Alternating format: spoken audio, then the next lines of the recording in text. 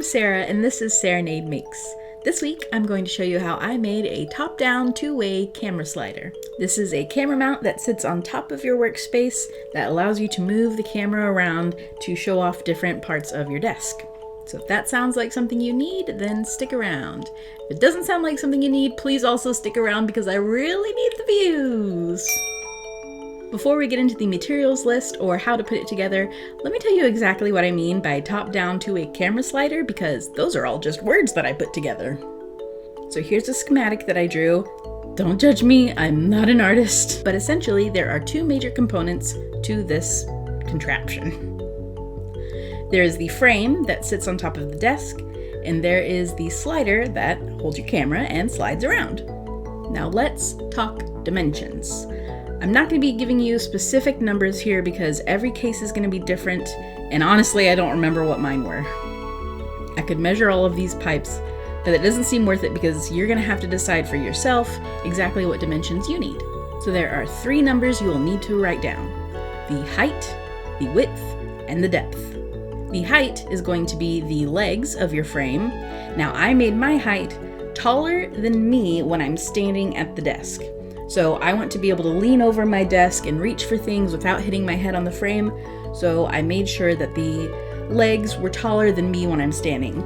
Use a measuring stick, whatever you need to do to make sure you know exactly how long you need those legs to be. That's your height. The width and the depth are going to be based off of how much of your desk you want to show on camera. So if you want the option to show every part of your desk, you will need the dimensions of your full desktop. If you're like me and you only want to show off the craft mat portion of your desk, then measure that area. But you will need a width and a depth. Got those numbers? Great. Let's move on to the materials. Now, I built everything out of 1/2-inch PVC pipes. I'm a big fan of this because there are no permanent connections. Everything can be disassembled, which is what I have here, and which is why I'm not using this to film. But because there are no permanent connections, the entire thing can be broken down if you need to transport it, or if you want to replace specific parts because either they're wearing down or you want to resize things. But Sarah, how much PVC do I need? Well, let's get to the math. You're going to need 2 pieces cut to your width. You're going to need 4 pieces, the legs, cut to the height. And you will also need 4 pieces cut to the depth. 2 of these pieces we're going to have to trim down later. Don't worry about that yet. Just cut 4 to the depth. Now, once you have all of your dimensions and you've bought enough PVC to support all of those dimensions, I highly recommend you get a PVC cutter. I have cut PVC before without one. It was miserable. This makes it a million times easier. It is worth the $8 to $10, I promise. Now let's talk fittings. Before I tell you exactly which fittings you need to buy, I need you to promise me that you will test fit everything at the store. This is going to make your life so much easier. At least at my hardware store, the PVC fittings section is an absolute madhouse. Nothing's very clearly labeled. There are things put back into the wrong boxes.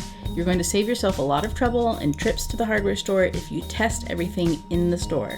I promise nobody's going to look at you weird for putting some PVC into a PVC fitting inside the Home Depot. That's what it's there for. So you will need 4 of these side outlet elbow sockets. I believe that's what they're called. Again, it's better for you to understand what they are meant for rather than what they're called, because who knows how it's going to be labeled. But it looks like this. These go in the 4 corners of your frame, so it needs 3 outlets. Now at my hardware store, the only ones that I could find have 2 ends that are pressure fit, which that just means you can stick it right onto the end of the PVC. But one of the ends has threads. Maybe there's a kind that exists without threads. I'm not sure. I can only find it with threads. So that means I had to buy adapters for each of these pieces. So that's 4 of these adapters that go from threaded to pressure fit. So now we have 3 pressure fit outlets. If you can find one that has 3 pressure fit, you don't need these. Again, test everything. The other fixtures you'll need are 6 of these T-sockets.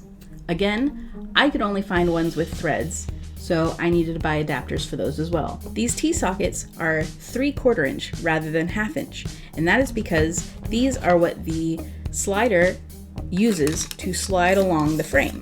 So it needs to be bigger than whatever size pipe you're using. I'm using 1/2 inch and 3/4 inch for the T-sockets. The adapters that I bought are 3/4 inch, so that it fits into here, down to 1/2 inch, because I wanted to make the slider out of the 1/2 inch PVC that I was already buying for the frame. So it is a 3/4 inch T-socket with an adapter that is 3/4 inch to 1/2 inch.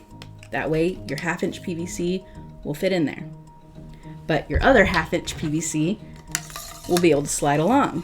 Look at this, we're already building things. So let's quickly review those. 4 elbow brackets, 4 adapters if you need them, 6 3/4 inch T brackets, and 6 adapters because you need to size down. Does that all make sense? I promise the hard part is almost over. In addition to all of the PVC parts, I bought these little rubber feet. These rubber feet happen to fit perfectly onto the end of the PVC, and this is what is going to sit on top of the table. I wanted something a little bit rubbery, a little more foot-like, so that the PVC frame wasn't sliding all around the table. Now you may not be able to test fit these if they're inside some packaging, but hopefully you'll be able to eyeball it close enough to know whether or not it will fit onto your PVC pipe. And finally, you will need some pliers and some zip ties. The pliers are because the pressure fit sometimes fits really well together and doesn't want to come apart, so the pliers are helpful if you need to pull something out. The zip ties are what I use to hold my camera onto the slider. I'm using a very lightweight web camera, not a DSLR. If you're using a DSLR, connecting it with zip ties is probably a dangerous game. I would not recommend it. In fact, if you're using a DSLR, I'm not sure that I would recommend this entire setup. Do it at your own risk. But I'm using a lightweight webcam. Zip ties will work fine to hold that camera onto the slider, and I don't have any problem cutting them apart if I need to remove it. Again, I wanted everything to be able to come apart and be very modular. So, you have all of your fittings, you have all of your PVC cut to the right length. Congratulations, the hard part is over. Everything else is just going to be putting it together, and that's the fun part. It's surprisingly fast. So get yourself a snack, drink some water. Congratulations, you finished the hard part. Let's have some fun. So first you will take your 4 depth pieces and your T brackets, and let's make the slider. So this is the part where I'm talking about you had to trim down the rail pieces. I'm going to show you how long that needs to be. So first, pick 2 of them to be your left and right sides of the frame, and 2 of them to be the slider rail pieces that reach across the frame. So you'll want to trim them short enough that once you add the T-sockets, they are just longer than the left and right sides of your frame. You want the 2 pieces that will make the sides of your frame to be just shorter than the rail pieces plus the T-sockets. So you'll need to trim down the rail pieces a bit just to make sure that it's not too long, otherwise it won't fit on the frame. And then make sure your other piece is trimmed the exact same length, just like this. Now we have a piece that slides left and right. We need a piece that slides forward and back. So take your 2 remaining T-sockets, and I just used a little chunk that I had trimmed off from those slider rails. It doesn't really matter how long, as long as those 2 T pieces are connected together. Then you just slide that onto your slider.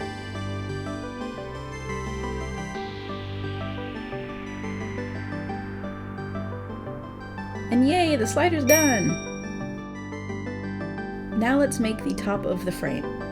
You'll need your width pieces, your depth pieces, and the 4 elbow joints. I'm attaching my elbow joints so that the adapter pieces are facing the legs.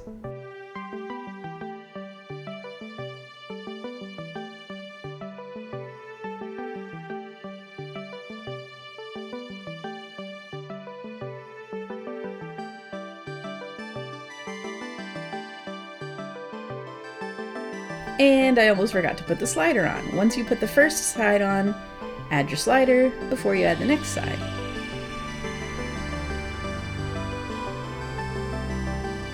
Should be really easy to slide just like this.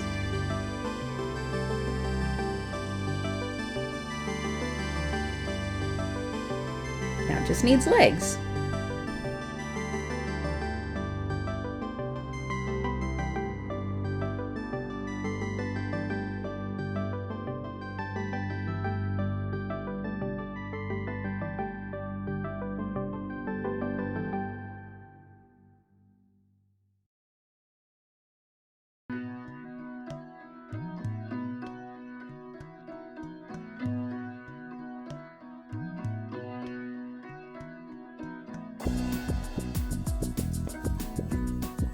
The only thing left to do is mount the camera.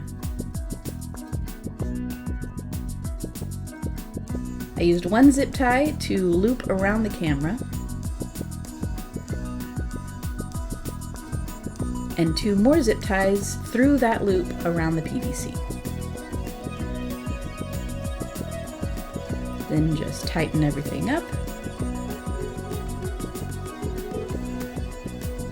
and trim off the ends.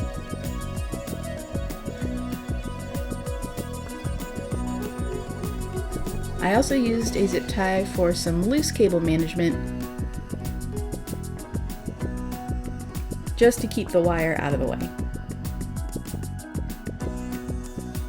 And that's it, friends. Now you have a camera slider that can show the entirety of your desk. I hope you enjoyed this. I hope you make this. If you do, please tag me on Twitter. I am at SerenadeMakes. I also stream on Twitch at SerenadeMakes every Thursday, so go follow me over there.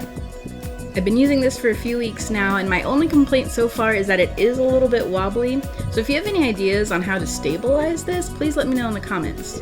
Also, if you like this video, please let me know by liking it, and subscribe to get more videos just like this. Thank you so much for watching, and I will see you next week. Bye!